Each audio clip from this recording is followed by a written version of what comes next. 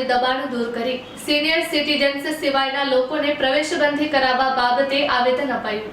ભૂતકાળનો નજરબાગ જેને સાંઘી સિમેન્ટ દ્વારા રિનોવેશન કરાવી ફક્ત સિનિયર સિટીઝન્સ માટે લોકાર્પણ કરવામાં આવેલ, જેમાં ફક્ત વરિષ્ઠ નાગરિકોને જ પ્રવેશ આપવામાં આવતો હતો, પરંતુ સાંધી સિમેન્ટ દ્વારા સદરહુ બગીચાની દેખરેખ બંધ કરવામાં આવતા સદરહુ બગીચા પર અસામાજિક તત્વોએ તથા કરાઓકે સિંગર્સ દ્વારા કબજો કરવામાં આવેલ, જે હજુ સુધી યથાવત છે।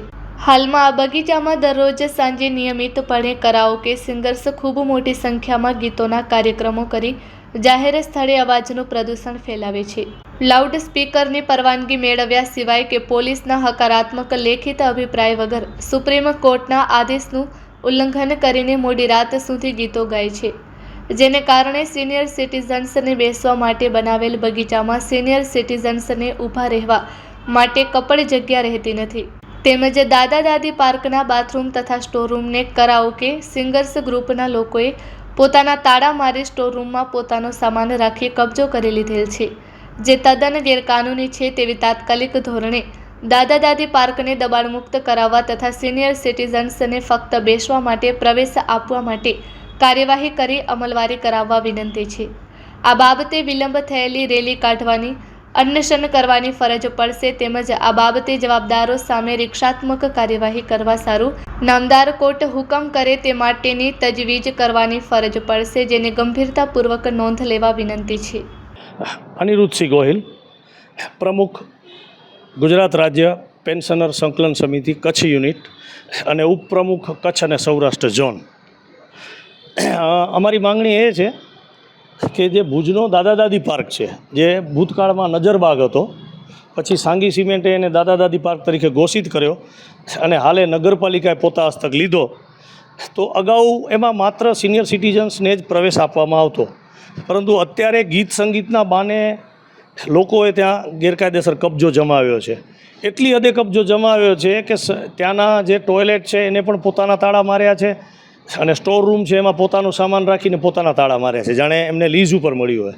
હવે વેકેશન શરૂ થાય છે ત્યારે વડીલો એમના દીકરા દીકરી અને સગીર વયના સાવ નાના બાળકો હોય, દોયત્રા દોયત્રી હોય, પોતરા પોતરી હોય, એને લઈને જો આ દાદા દાદી પાર્કમાં આવે તો એમને પગ મૂકવાની પણ જગ્યા નથી।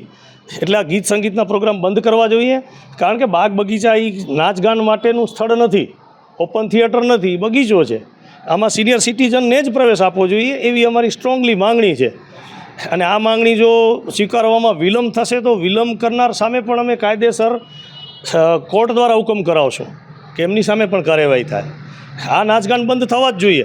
આમાં તમામ નિયમોનો ઉલ્લંઘન કરવામાં આવ્યો છે। લાઇટનું એમને કોઈ સેપરેટ મીટર લીધું નથી, સીધા છેડા લઈ વિદ્યુત વપરાશ કરે છે, એનો કોઈ ચાર્જ ભરતા નથી, અને નગરપાલિકા પાસે લાઇટનું બિલ ચૂકવવા માટે રૂપિયા નથી, અને આ લોકો સતત લાઇટ વાપરે છે।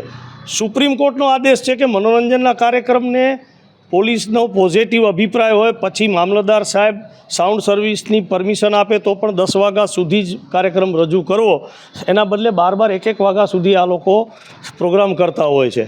અને ઘણા એમાં ઝઘડા થયા છે, ઘણી બધી તકરારો થઈ છે। આપણે વંદે માતરમ પાર્કનો દાખલો લઈએ તો આસપાસ રેસિડેન્સ છે, મંદિર છે, ધાર્મિક જગ્યાઓ છે, રસ્તો સાંકડો છે, એમાં બાર 2 વાગ્યા સુધી, ઘણી વખત 1-2 વાગ્યા સુધી કાર્યક્રમ થતા। લોકોએ કંટાળીને અરજી દીધી ત્યારે માંડ બંધ થયું, પણ વળી પાછા કેટલાક લોકો સક્રિય થયા છે કે અમે તો અમારી ટ્રોલી લઈ જશું ને પાછું વંદે માતરમ પાર્કમાં પણ અમે ચાલુ કરશું। અને સાહેબ, ભુજનો એક પણ એવો બગીચો બાકી નથી કે જ્યાં ગીત સંગીતના ગેરકાયદેસર પ્રોગ્રામ થતા ન હોય। બગીચાઓ ફરવા માટે છે, ફરવા માટે જ રહેવા જોઈએ, આ અમારી માંગણી છે।